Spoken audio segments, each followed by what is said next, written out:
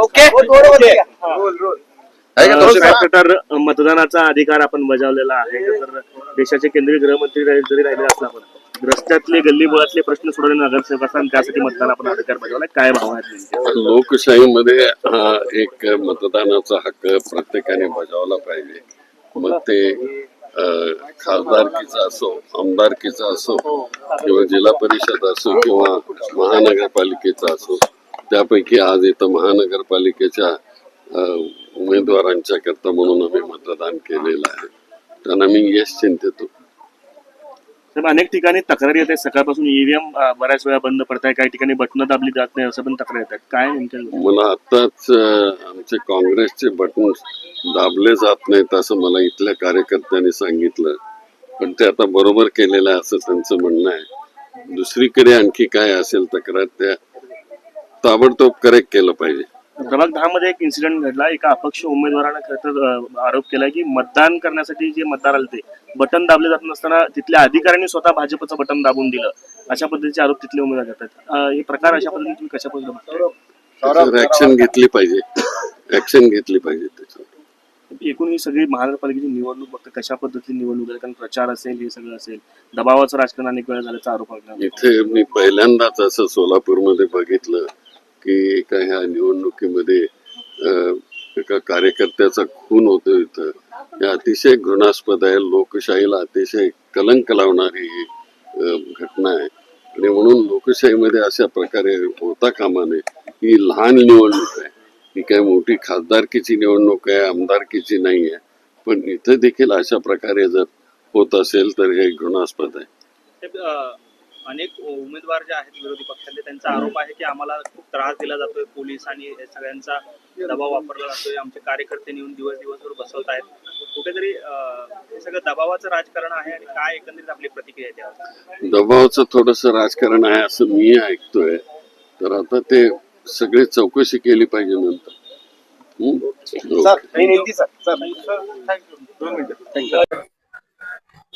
सोलापूर महानगरपालिका सार्वत्रिक निवडणुकीच्या अनुषंगाने आज सकाळपासून मतदान होत आहे.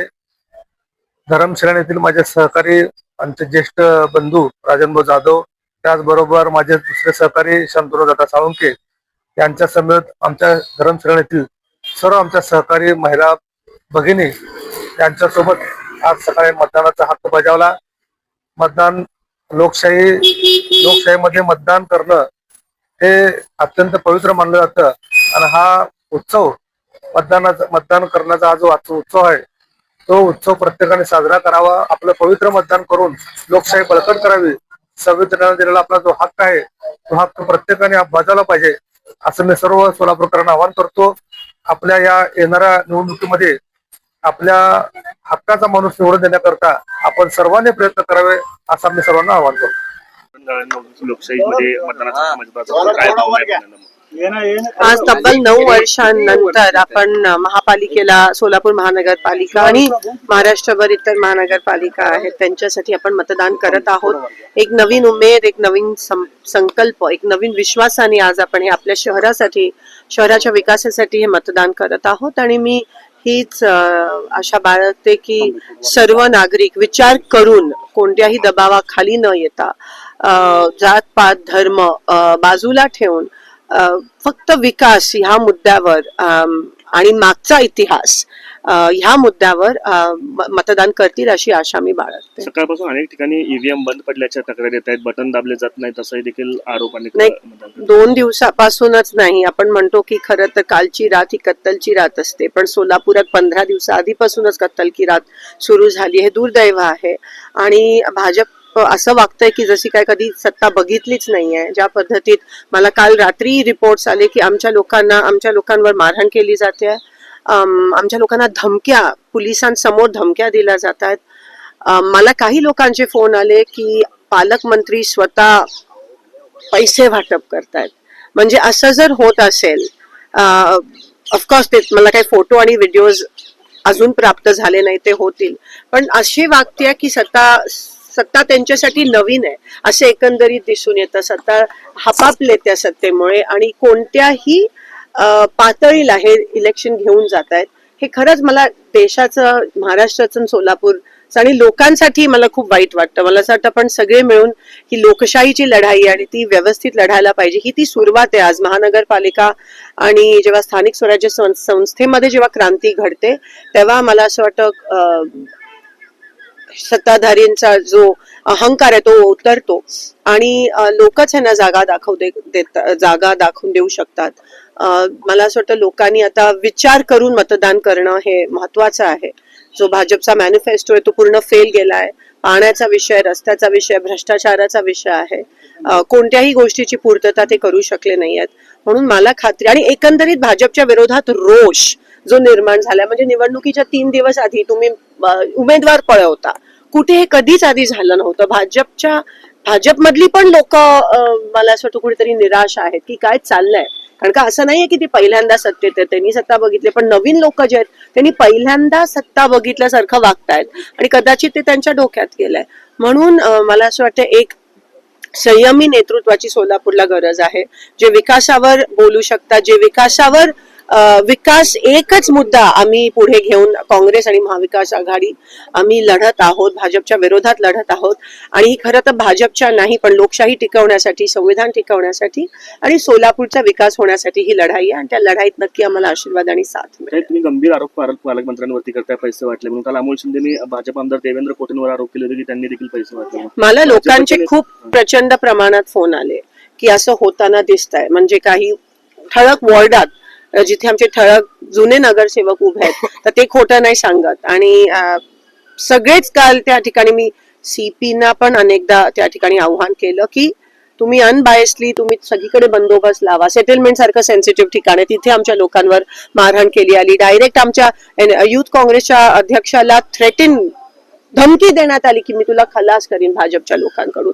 असं जर पोलिसांच्या समोर होत असेल आणि एवढा दबाव, म्हणजे मी पोलिसांना खरं तर मी त्यांना अप्रिशिएट करते आणि त्यांना मी प्रोत्साहित पण करते की तुम्ही पण कोणत्या दबावाखाली येऊ नका. कारण का एकच आपल्याला एक उम्मीद आहे, पोलीस, कलेक्टर ऑफिस आणि कमिशनर ऑफिस ह्यांच्या पलीकडे आपण नाही, ह्यांच्याकडूनच आपल्याला अपेक्षा आहे आणि तेच आम्हाला न्याय देऊ शकतील.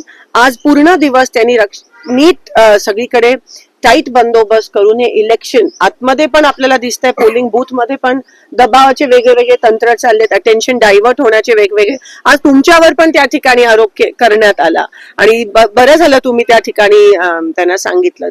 तर हे सगळं बदलणं गरजेचं आहे आणि त्याची सुरुवात आज होईल अशी मला खात्री आहे. काँग्रेसच्याच उमेदवारावरती काल जे आहे ते एमआयएमच्या लोकांनी आरोप केलेले आहेत की ते पैसे वाटप होते, त्यांना जेल रोड पोलीस स्टेशन मध्ये नेण्यात आलं होतं. मी म्हणाली असं जर कुठेही होत असेल तर पोलिसांनी व्यवस्थित कारवाई केली पाहिजे. मग ते भाजप असो काँग्रेस. आता तुम्ही पालकमंत्र्यावर करत नाही आहात तर मग काय म्हणावं. मग सगळ्यांवर हे आणि झालीच पाहिजे, लोकशाही पद्धतीने निवडणूक लढली पाहिजे. असं जर कुठेही होत असेल तर पोलिसांनी एक बाजू घेऊन दुसरी बाजू हे करणं चुकीचं आहे.